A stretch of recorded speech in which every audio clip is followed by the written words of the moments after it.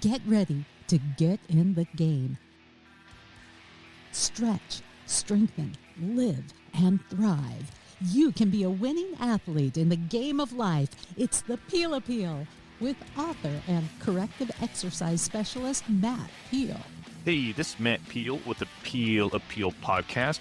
What is going on for you today? I hope you're having an amazing day wherever your world is and whatever you're doing. I know I am, and that's why I'm here to spread some good news for you, help you out, give you those little bit of information that you need to help get yourself living longer, looking better, feeling fantastic, and just being the kick-ass person that I know that you are. And so today we're going to talk a little bit about something that's very near and dear to all of us, and that's called food. Because I sure as hell love food. I live in the New Orleans area, as I'm sure you know, and food is what we do for everything. So I love food. I love Creole food. It's not necessarily spicy, so don't get that in your head that, oh, all New Orleans food is spicy. It's not. It's flavorful. When we have too much of it, it may not exactly help you out. It will feel longer, even though it tastes damn good. So today we're going to talk about the foods you eat and the foods that you don't eat. And can they affect your longevity?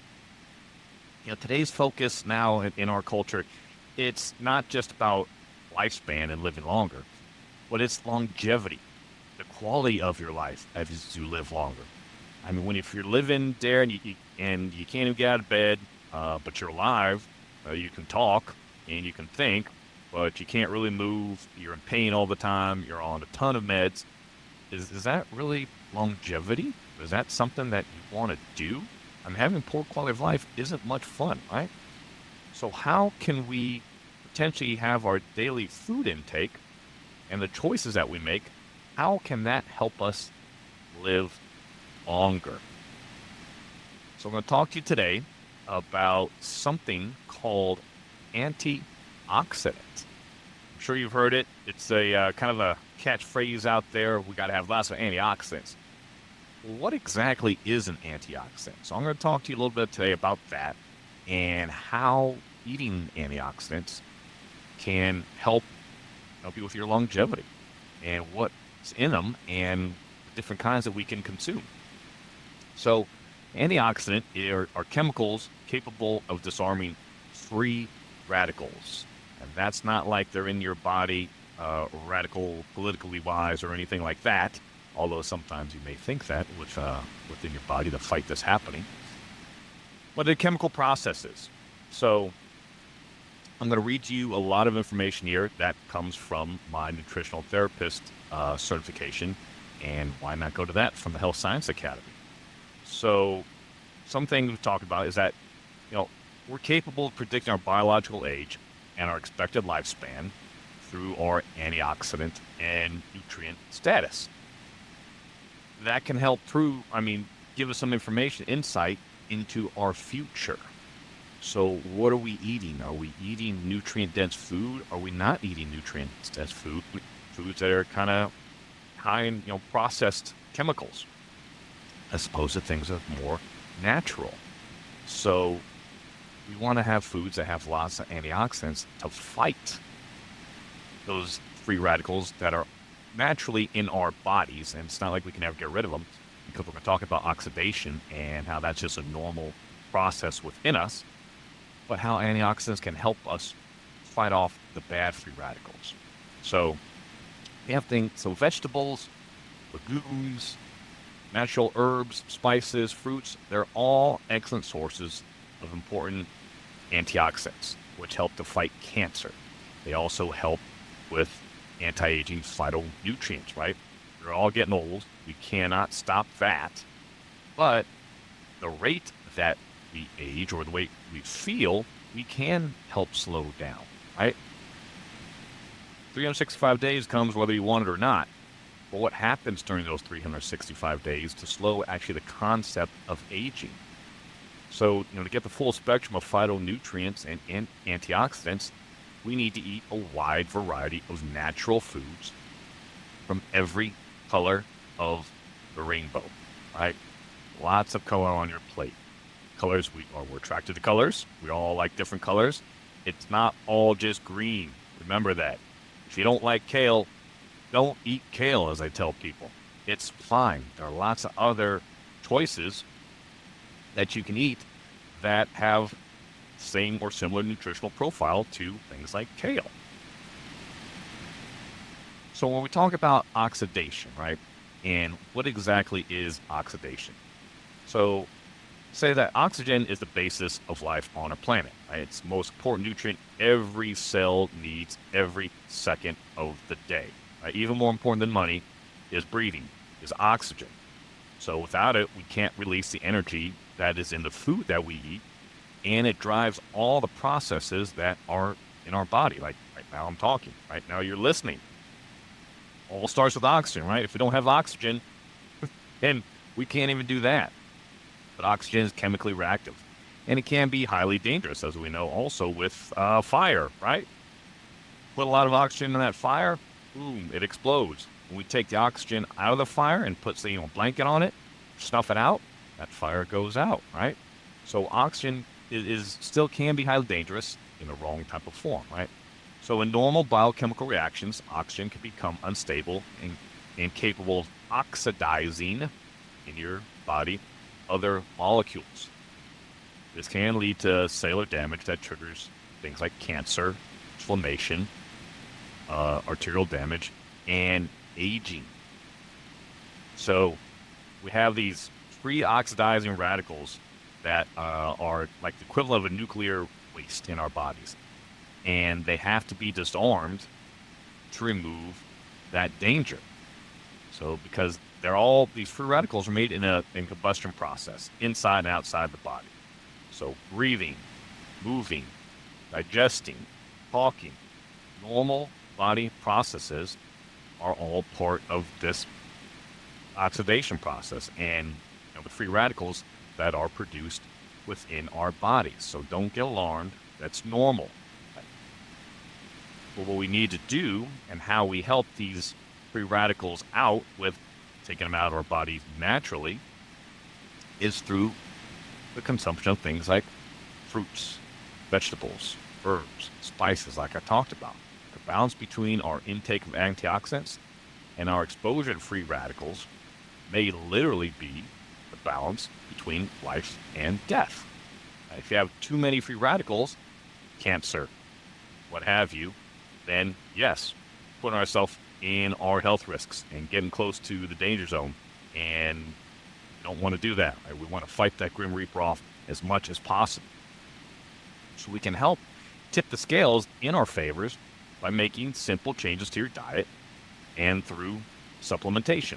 Because supplementation is great because we might not necessarily be able to eat all the essential vitamins we need and minerals every day. So that's why having things like a multivitamin can help you out. I take a multivitamin. It's great. It just helps with energy level. And again, it's a way for you to get your essential nutrients that you need that your body can't produce. And maybe you're just not going to eat that day because, again, look, there's a lot of different types of foods out there and life happens. Got to drive through somewhere. We get pizza, whatever it may be. So we need to get some healthy things. So some antioxidants are known as essential nutrients, and they are needed for survival. Things like vitamin A, beta-carotene, vitamin C, vitamin E. Right? We need those. Other things like, there might be something like bioflavonoids or pycnogenol, or there a lot of other types of foods are not essential, but they're important. So you might not be getting them in the foods that we're eating. So that's where, again, a multivitamin can help you out. So when we consume things like antioxidants, what we're doing is we're slowing down the aging process. There's been plenty of studies out there, most with animals, but we can really make a nice correlation to humans, that when they're giving animals low-calorie diets, high in antioxidant nutrients, basically giving animals, and us, we're mammals, exactly what we need and no more, then we're able to use it. We're not storing energy which is fat, right? Reduces our oxidative stress, and ensures maximum antioxidant protection. So animals have been fed this way with low-calorie diets, high antioxidant nutrients, lived up to 40% longer, and they're also more active during their lives. So that's a pretty good correlation that we can draw to humans. If we limit our intake to kind of just what we need, not a lot more, have high density antioxidants in our body, in nutritious food, we can live up to potentially 40% longer, and we'll also be more active through it. So it all starts with, yes, what we're eating. So some of the things like vitamin A, and beta carotene, vitamin C, vitamin E. So a little bit of examples here. So like vitamin A, levels of vitamin A are consistently found to be low in people with lung cancer. Right? In fact, having a low vitamin A level doubles the risk of lung cancer. But before you go out and just say, oh my gosh, I got to go buy all this vitamin A or these single type of supplements, talk with your doctor first. Make sure there's no contraindications to any medications you may have. Always want to do that before you just go buy a bunch of single type of supplements.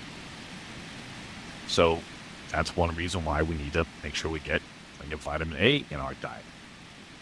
Right, when we get to vitamin C, vitamin E, right, it says supplementing vitamins E and C effectively halves the risk of ever having a heart attack. Well, in a massive study on nurses, talked about consumed 15 to 20 milligrams of beta carotene per day, they had a 40% lower risk of stroke and a 22% lower risk of heart attack. Right?